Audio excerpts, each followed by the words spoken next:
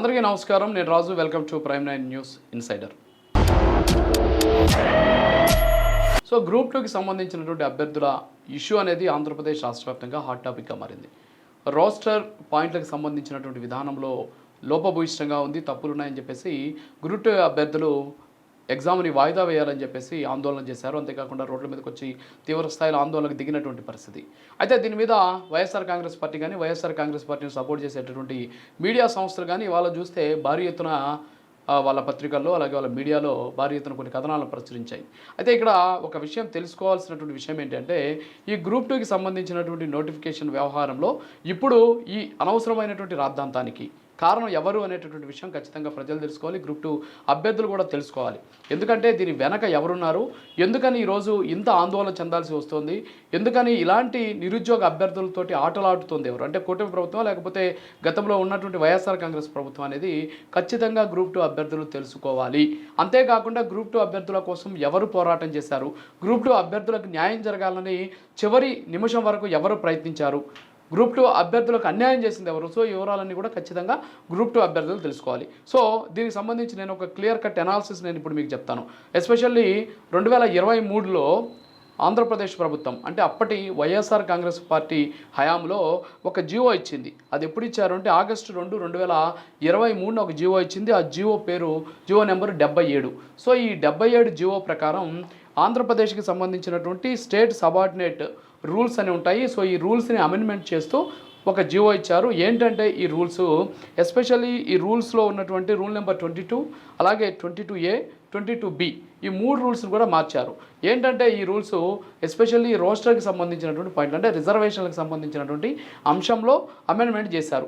అప్పటి వరకు కూడా రూల్ నెంబర్ 22లో వచ్చేసి SC ST BC మైనారిటీ ఏదైతే సామాజిక వర్గంగా వచ్చేటటువంటి రిజర్వేషన్ ఉన్నాయో అవి ఉన్నాయి. అలాగే 22Aలో వచ్చేసి ఉమెన్ రిజర్వేషన్స్ చెప్తోంది. అలాగే రూల్ నెంబర్ 22Bలో హ్యాండిక్రాఫ్ట్ తర్వాత ఇతర హ్యాండిక్యాప్డ్తో పాటు మిగతా రిజర్వేషన్లు ఉన్నటువంటి పరిస్థితి. సో ఇలా 3 విధాలుగా ఉండడం వల్ల కాస్త ఇబ్బందికరంగా ఉంది, కన్ఫ్యూజన్గా ఉంది. కాబట్టి మొత్తానికి ఒక జనరలైజ్ చేయాలి, జనరలైజ్ చేసినటువంటి ఈ రిజర్వేషన్లు అందిస్తే బాగుంటుంది అనేటటువంటి ఉద్దేశంతో అమెండ్మెంట్ చేసి వైఎస్ఆర్ కాంగ్రెస్ పార్టీ హయాంలో ప్రభుత్వం జీవో నెంబర్ 77 ఇచ్చింది. సరే ఈ 77 ఇచ్చినటువంటి 4 నెలలకే అంటే డిసెంబర్ 11, 2023లో గ్రూప్ 2కి సంబంధించినటువంటి నోటిఫికేషన్ విడుదల చేశారు.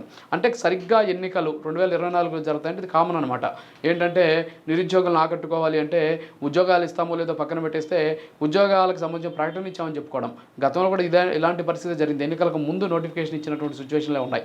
కాబట్టి 2023 డిసెంబర్ 11వ తేదీన నోటిఫికేషన్ ఇచ్చింది అప్పటి వైఎస్ఆర్ కాంగ్రెస్ పార్టీ ప్రభుత్వం. అయితే అప్పుడు రోస్టర్ పాయింట్కి సంబంధించినటువంటి అనేక తప్పిదాలు అంతేకాకుండా కొన్ని మిస్టేక్స్ తోటి నోటిఫికేషన్ ఇచ్చినటువంటి పరిస్థితి. సో ఇది గుర్తించినటువంటి అప్పట్లో ఉన్నటువంటి చాలామంది కూడా దీని మీద అభ్యంతరం వ్యక్తం చేశారు. అభ్యంతరం వ్యక్తం చేసినప్పుడు కూడా ఏం కాదు మీరు వెళ్ళి ఎగ్జామ్ రాసేయండి అని చెప్పినటువంటి పరిస్థితి. అయితే అక్కడ వాస్తవంగా అయితే జీవో నెంబర్ 77లో అమెండ్మెంట్ చేసినటువంటి విధానాలనే ఇక్కడ అవలంబించాల్సి ఉన్నప్పటికీ కూడా ఆ నిర్ణయం ప్రకారం ఇక్కడ వీళ్ళు రోస్టర్ పాయింట్స్కి సంబంధించినటువంటి అంశాన్ని ఇందులో క్రోడీకరించలేదు. దీంతో చాలామంది అభ్యర్థులు దీని మీద అనేక అభ్యంతరాలు లేవనెత్తారు. అయినప్పటికీ కూడా అప్పట్లో ఉన్నటువంటి వైఎస్ఆర్ కాంగ్రెస్ పార్టీ ప్రభుత్వం ఏమాత్రం పట్టించుకోకుండా 2024 ఫిబ్రవరిలో ప్రిలిమ్స్ ఎగ్జామ్స్ రాపించేసింది. సో అందరూ కూడా ప్రిలిమ్స్ ఎగ్జామ్స్ రాసేశారు. దాదాపు 92,250 మంది మెయిన్స్ ఎగ్జామ్కి సెలెక్ట్ అయ్యారు. ఈరోజు మెయిన్స్ ఎగ్జామ్ జరుగుతుంది ఆంధ్రప్రదేశ్ రాష్ట్రంగా. సో ఈ 92,200 మంది ఎందుకు ఈరోజు ఈ విధమైనటువంటి ఇబ్బందులు పడుతున్నారు? గ్రూప్ 2కి సంబంధించి ప్రిలిమ్స్లో సెలెక్ట్ అయినటువంటి అభ్యర్థులు, గ్రూప్ 2 ప్రిలిమ్స్లో సెలెక్ట్ కానటువంటి అభ్యర్థులు, రోస్టర్ విధానం ద్వారా నష్టపోయినటువంటి అభ్యర్థులు ఎవరు సమాధానం చెప్పాలి? వైఎస్ఆర్ కాంగ్రెస్ పార్టీ సమాధానం చెప్పాలి. జీవో తీసుకొచ్చింది మీరే, జీవోలో రోస్టర్ పాయింట్కి సంబంధించి అమెండ్మెంట్ చేసింది మీరే, కానీ అమెండ్మెంట్ని కనీసం వాటిని పట్టించుకోకుండా నోటిఫికేషన్ విడుదల చేసింది కూడా మీరే. మరి మీరు చేసినటువంటి తప్పిదాన్ని ఎవరి మీద నెట్టాలని చూస్తున్నారు? ఇప్పుడు మనం ఒక ఆడియో విందాం. చంద్రబాబు నాయుడు ఒక వాళ్ళ పార్టీకి సంబంధించి అంతేకాకుండా ప్రభుత్వానికి సంబంధించి అంతర్గతంగా మాట్లాడినటువంటి ఒక ఆడియోని విందాం. ఆ ఆడియో కానీ వింటే వాస్తవాలు మీకు అర్థమవుతాయి. ఎట్టి పరిస్థితుల్లో గ్రూప్ 1, గ్రూప్ 2 మెయిన్ పరీక్షలు వాయిదా వేయాలి. రోస్టర్ తప్పులు సరిచేసి తర్వాత పెట్టాలి. నెక్స్ట్ మంత్ మార్చి 11th కోర్టులో వేశారు. ఆ రోజు మన అడ్వకేట్ జనరల్ కూడా నేను మాట్లాడాను. ఆయన కూడా గట్టిగా చెప్పాను, ఇమీడియట్గా డిస్పోజ్ చేయండి, మేము ఇంటర్వ్యూలు పెట్టాలి, ప్రొసీజర్ కంప్లీట్ చేయాలని. అది కూడా టేకప్ చేస్తా అన్నాడు. కాబట్టి మనం చేయాల్సినంత చేశాం. లెటర్ పంపించి ఇంకా కూడా వాడు చేయకుండా ఏదో లేట్ అయిపోతుంది అనే యాంగిల్లో కూడా ఉన్నట్టుంది ఆవిడ. ఆ చైర్పర్సన్ కొంచెం ఇండిపెండెంట్గా ఏదంటే ఒక మంచి క్యాండిడేట్ అని చెప్పి మనం పెట్టాం, దాని గురించి తప్పలేదు. కానీ వాళ్ళు కూడా ప్రజల యొక్క మనోభావాల ప్రకారం చేయాల్సిన అవసరం ఉంది. వాళ్ళకి ఏదైనా ప్రాబ్లం ఉంటే మనం ఇమ్మంటే లెటర్ కూడా ఆ ఆడియో విన్నాం కదా. సో ఇందులో చంద్రబాబు నాయుడు ఏమంటున్నాడు, ఎట్టి పరిస్థితుల్లో గ్రూప్ 2 మెయిన్స్ జరగదు, ఖచ్చితంగా దీని మీద చర్యలు తీసుకుంటాం, రోస్టర్కి సంబంధించినటువంటి తప్పులు ఏవైతే ఉన్నాయో వీటిని సరిదిద్దిన తర్వాతే గ్రూప్ 2 ఎగ్జామ్ ఉండబోతోంది, వచ్చే నెలలో ఉండేటటువంటి కోర్టు కేసులు కూడా చూసుకున్న తర్వాత గ్రూప్ 2 పెయిన్స్ నిర్వహిస్తాం అని చెప్పడమే కాకుండా ఏపీపీఎస్సీకి సంబంధించినటువంటి చైర్పర్సన్కి సంబంధించినటువంటి అంశాన్ని కూడా ఆయన లేవనెత్తినటువంటి పరిస్థితి.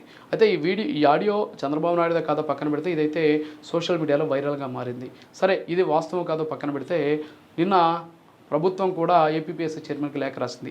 ప్రస్తుతం ఉన్నటువంటి సమస్యలు, ఇష్యూస్ ఉన్నాయి, సో ఖచ్చితంగా ఇంకొక డేట్ని మీరు సూచిస్తే బాగుంటుంది, ప్రస్తుతానికి పరీక్షల్ని వాయిదా వేయండి అని చెప్పేసి ఏపీపీఎస్సీ చైర్పర్సన్కి లేఖ రాశారు. కనీసం ఆ లేఖకు కూడా స్పందించకుండా ఈరోజు ఎగ్జామ్ జరుగుతూ ఉన్నటువంటి పరిస్థితి. దీనికి కారణం ఎవరు?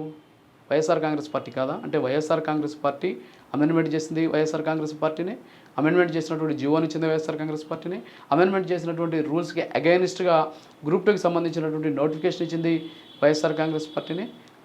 ఆ పరీక్షని ఆపి సరైనటువంటి డేట్ నిర్ణయించి అన్ని సమస్యలు పోయాక మెయిన్స్ నిర్వహించాలి అని చెప్పేసి చివరి నిమిషం వరకు కూటమి సర్కార్ ప్రయత్నించలేదా? చంద్రబాబు నాయుడు దాని మీద మాట్లాడలేదా? చాలామంది అభ్యర్థులు ఈరోజు మాట్లాడుతూ ఉన్నారు. కొంతమంది మరి ఎవరో వాళ్ళు తెలియదు, కానీ వాస్తవంగా నిజమైనటువంటి అభ్యర్థులు, అంతేకాకుండా నష్టపోయినటువంటి అభ్యర్థులు తీవ్ర మనోవేదన వ్యక్తం చేస్తున్నారు. మీరు ప్రశ్నించాల్సింది వైఎస్ఆర్ కాంగ్రెస్ పార్టీకి సంబంధించినటువంటి నాయకుల్ని, ఆ రోజు అధికారంలో ఉన్నటువంటి వైఎస్ఆర్ కాంగ్రెస్ పార్టీ ప్రభుత్వాన్ని. కూటమి ప్రభుత్వం చివరి వరకు కూడా ప్రయత్నించింది. ఆ విషయం మీ కళ్ళ ముందు కనిపిస్తుంది. లేఖ రాసింది ఏపీపీఎస్సీ చైర్మన్కి. ఏపీపీఎస్సీ చైర్మన్కి స్వయం ప్రతిపత్తితో నడిచేటటువంటి ఒక వ్యవస్థ. దీని మీద ప్రభుత్వానికి సంబంధించినటువంటి ఎట్టి పరిస్థితుల వల్ల అధికారం ఉండదు. ఒకవేళ గతంలో వైఎస్ఆర్ కాంగ్రెస్ పార్టీ లాగా అన్ని వ్యవస్థల్లో జోక్యం చేసుకునేటటువంటి పరిస్థితి ఉంటే ఇక్కడ కూడా చంద్రబాబు నాయుడు చెప్పి నీ అంతు చూస్తా, నీ సంగతి చేస్తానని చెప్పింది నువ్వు చేయి అని చెప్పేసి ఆయన ఏదైనా చేసి ఉండవచ్చు. కానీ వీళ్ళు వ్యవస్థల్ని చిన్నాభిన్నం చేసేటటువంటి పరిస్థితి లేదు. వాస్తవ పరిస్థితులకు అనుగుణంగానే కూటమి ప్రభుత్వం నడుస్తుంది కాబట్టి వీళ్ళకు ఉన్నటువంటి పరిమితుల మేరకు లేఖ రాశారు, ఆదేశాలు ఇవ్వలేదు. ఎందుకంటే స్వయం ప్రతిపత్తి కలిగినటువంటి వ్యవస్థ ఏపీపీఎస్సీ. అంతేకాకుండా ఇప్పుడు ఎలక్షన్కి సంబంధించినటువంటి కోడ్ ఉంది, ఎమ్మెల్సీ ఎలక్షన్ కోడ్. ఈ ఎమ్మెల్సీ ఎలక్షన్ కోడ్లో ఏపీపీఎస్సీకి సంబంధించినటువంటి వ్యవస్థ కూడా ప్రభుత్వం కంటే ఇప్పుడు ఎన్నికల సంఘం పరిధిలోకి వచ్చేస్తుంది. సో ఎన్నికల సంఘం పరిధిలో ఉన్నప్పుడు ప్రభుత్వాలు ఆదేశాలు జారీ చేసేటటువంటి పరిస్థితి లేదు. అయినప్పటికీ కూడా చివరి నిమిషం వరకు తీవ్రంగా కూటమి ప్రభుత్వం ప్రయత్నించింది. చంద్రబాబు నాయుడు ఆడియోని అందుకు నిదర్శనం, ఆ రోజు నిన్న ప్రభుత్వం రాసినటువంటి లేఖే అందుకు నిదర్శనం. మరి ఇంత కళ్ళ ముందు జరుగుతున్నా సరే కావాలని కొంతమంది బురదలేటటువంటి ప్రయత్నం చేస్తున్నారు. గ్రూప్ 2 అభ్యర్థులకు అగైనిస్ట్గా నేను మాట్లాడటం లేదు. గ్రూప్ 2 అభ్యర్థులు వాస్తవాలు తెలుసుకోవాలి. దాదాపు 5 సంవత్సరాల పాటు మీరు ఎదురు చూస్తే వచ్చేటటువంటి నోటిఫికేషన్ ఇది. దాదాపు 2018 డిసెంబర్లో నాకు తెలిసి నోటిఫికేషన్ వచ్చింది అనుకుంటాను. ఇప్పుడు మళ్ళీ 2023లో వచ్చింది. అంటే దాదాపు 5 సంవత్సరాల తర్వాత నోటిఫికేషన్ వచ్చింది. ఈ 5 సంవత్సరాల నోటిఫికేషన్ తర్వాత ఈ నోటిఫికేషన్ కంప్లీట్ అయ్యి మీరు ఉద్యోగాల్లో కూర్చోవాలంటే కనీసం 2 సంవత్సరాలు పడుతుంది. ఈ 2 సంవత్సరాలు పట్టి మీరు ఉద్యోగాల్లో జాయిన్ అయిన తర్వాత కూడా కోర్టు కేసులు అని చెప్పి, ఇబ్బందులు అని చెప్పి, రోస్టర్ పాయింట్లో విధానాలు తప్పులని చెప్పేసి ఇలాంటి కేసుల వల్ల మీ ఉద్యోగం ఉంటుందో ఊడుతుందో కూడా తెలియనటువంటి పరిస్థితి.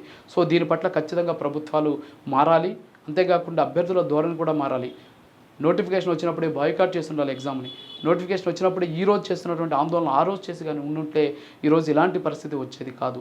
దాదాపు 92,250 మంది అభ్యర్థులు ఈరోజు పరీక్ష రాస్తున్నారు మెయిన్స్. వీరితో పాటు చాలామంది గ్రూప్ 2 మెయిన్స్కి సెలెక్ట్ అయ్యి ఉండేటటువంటి అవకాశాలు ఉన్నాయి. రోస్టర్ విధానంలో తప్పులు లేకుండా కానీ ఉంటాయి. కానీ అవేమీ కూడా పట్టించుకోకుండా గత ప్రభుత్వం తీసుకున్నటువంటి నిర్ణయాలకి బలైపోతుంది ఈరోజు అమాయకులైనటువంటి నిరుద్యోగ యువత. సో దీన్ని ఎవరి మీద ఆపాదించకుండా, ఏ ప్రభుత్వాన్ని ఈ విషయంలో పొగడట్లేదు, ఏ ప్రభుత్వాన్ని నిందించడం లేదు. వాస్తవాలు మాత్రమే మీకు తెలియాలని నేను ఈ వీడియో చేశాను. ఇప్పటికైనా సరే వాస్తవాలు తెలుసుకోవాలి. ప్రభుత్వాలు కూడా ఇచ్చేటటువంటి జీవోలు కావచ్చు, ప్రభుత్వాలకు ఉద్యోగాలకు సంబంధించిన నోటిఫికేషన్ల విషయంలో సరైనటువంటి జాగ్రత్తలు తీసుకొని అభ్యర్థులకు ఎలాంటి ఇబ్బందులు లేకుండా చాలామంది ఒక సంవత్సరంలోనో లేకపోతే 2 నెలల్లో 3 నెలల్లో చదివి పాస్ అయ్యేటటువంటి ఉద్యోగాలు కాదు, 5-10 సంవత్సరాల పాటు ఎదురు చూసి అదే పనిగా కోచింగ్ సెంటర్లకు వెళ్ళి నిరుద్యోగులుగా ముద్రపడి ఆ ఉద్యోగాల కోసం ఎదురు చూసి ఈరోజు ఎగ్జామ్స్ రాసేటటువంటి పరిస్థితికి వస్తే ఈరోజు రోడ్లను పడాల్సినటువంటి పరిస్థితి ఉంది. సో ప్రభుత్వాలు కూడా నోటిఫికేషన్లు జారీ చేసిన సందర్భంలో చాలా జాగ్రత్తగా వ్యవహరించాల్సినటువంటి అవసరం ఉంది. ఇది వాళ్ళ ఇన్సైడర్. మరో ఇన్సిడెంట్ మళ్ళీ కలుద్దాం. నమస్కారం.